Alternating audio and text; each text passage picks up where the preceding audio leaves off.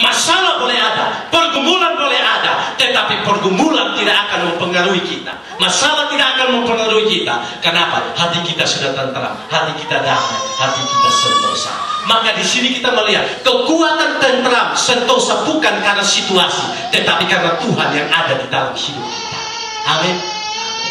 Kalau tentram, sentosa, damai tergantung kepada situasi, maka saya percaya betapa malangnya nasib kita, karena kadang situasi seringkali berubah-ubah dan tidak pernah memberikan satu jaminan kita tentram terus dalam hidup ini.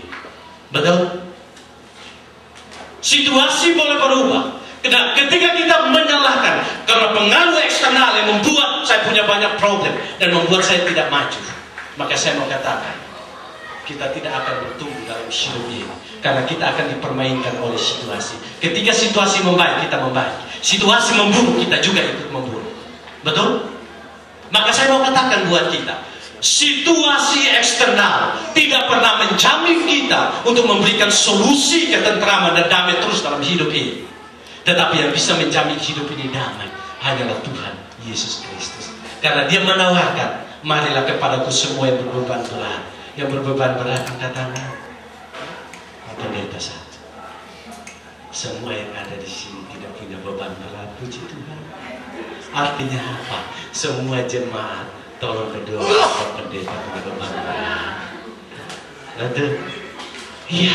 Mari ini poin yang pertama.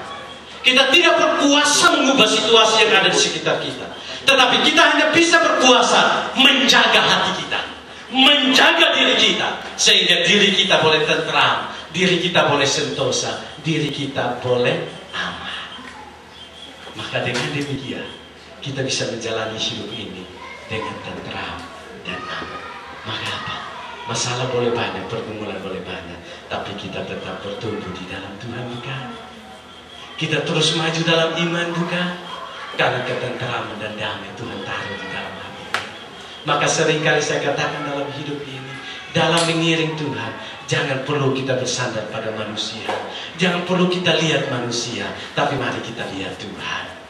Mari kita sandar pada Tuhan, karena Dia yang menjamin ketenangan di dalam hidup ini. Itulah menjadi alasan kenapa Daud berdoa pada Tuhan, kenapa Daud bertanya sama Tuhan, kenapa Daud bersandar pada Tuhan. Karena Daud tahu dalam hidup ini masalah tidak akan pernah berakhir. Amin itu. Amin. Amin. Maka ini poin yang ketujuh yang perlu kita pegang.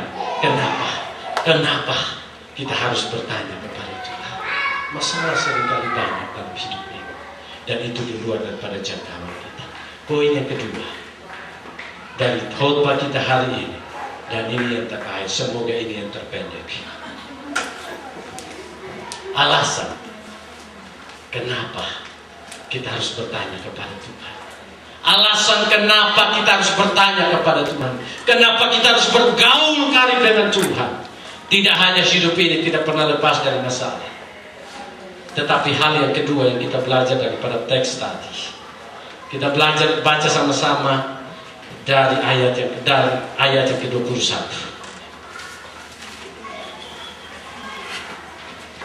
Ayat 21. Maaf. Ayat 25.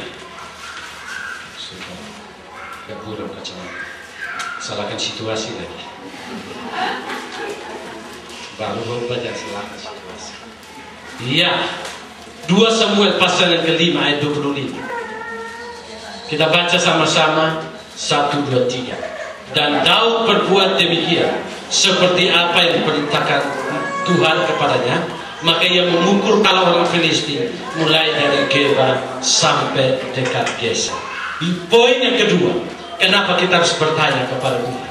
Poin yang kedua yang perlu kita pegang di sini adalah ketaatan kepada Tuhan dari orang yang percaya kepada Tuhan tidak perlu ditawar-tawar. Harga mati bagi orang yang percaya pada Tuhan adalah taat sama Tuhan.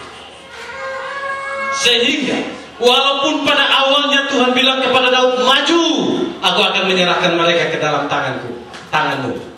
Daud maju. Tapi ketika dia bertanya lagi kepada Tuhan, oleh karena dia tahu bahwa jawaban Tuhan tidak selalu sama, maka ketika Tuhan katakan jangan maju, dia tetap taat untuk tidak maju, bukan? Jangan seperti Saul.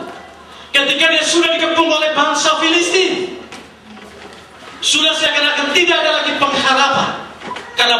mereka, bagi bangsa Israel sebelum berperang harus mempersembahkan korban kepada Tuhan dan bertanya pada Tuhan. Pada saat itu Samuel belum datang, bukan? Akhirnya apa? Kelabakan Raja Saul. Bagaimana mau berperang belum ada, belum bertanya sama Tuhan, belum mempersembahkan korban. Padahal satu sisi Saul bukan seorang imam, tapi Saul adalah raja. Raja tidak boleh mempersembahkan korban di hadapan Tuhan. Apa yang terjadi? Dia kelabakan. Ketika kelabakan, masih ingat kata kelabakan? Bukan lebak bulus. Dia kelabakan. Kemudian dia ambil langkah. Lebih baik saya mempersembahkan korban. Betul? Dia pergi mempersembahkan korban. Pada saat mempersembahkan korban selesai, baru Samuel datang. Dan apa? Tuhan murka sama Saul. Dan Tuhan bilang sama Samuel, katakan kepada Saul, rohku tidak akan tinggal lagi di dalam dirinya, karena dia tidak taat kepadaku. Hanya apa? Gara-gara mempersembahkan korban. Karena apa? Dia dalam kondisi terjepit. Bisa saja Saul bilang begini, loh kamu kan gak tahu Tuhan, saya ini sekarang sudah terjepit. Walaupun tidak pakai sandal jepit, saya kan sudah terjepit Tuhan. Bukankah jalan mempersembahkan korban adalah jalan rohani? Betul? Bukankah tindakan saya adalah tindakan rohani, bukan? Kenapa aku disalahkan? Kenapa rohmu yang ditarik daripadaku? Kenapa kau mempersalahkan saya? Bukankah sebelum saya berperang saya bertanya dan mempersembahkan korban kepadamu? Ini kan alasan, bukan? Tetapi Tuhan tidak pernah tahu dengan alasan apapun kalau Tuhan menuntut ketaatan di situ. Ketika Tuhan bilang jangan maju, Daud tetap dia tidak maju.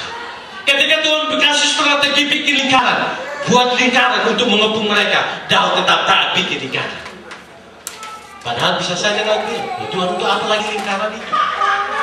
Kalau untuk main yang begini-begini, kan boleh lah pakai lingkaran. Atau main sumo itu kan perlu ada lingkaran, dong.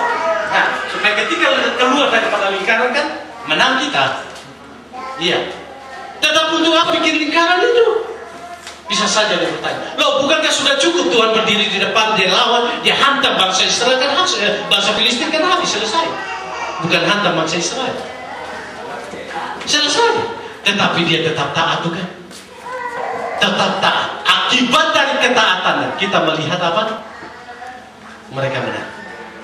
Kemenangan di sini sebenarnya Tuhan sudah sediakan, tapi Tuhan menuntut ketaatan daripada bangsa Israel.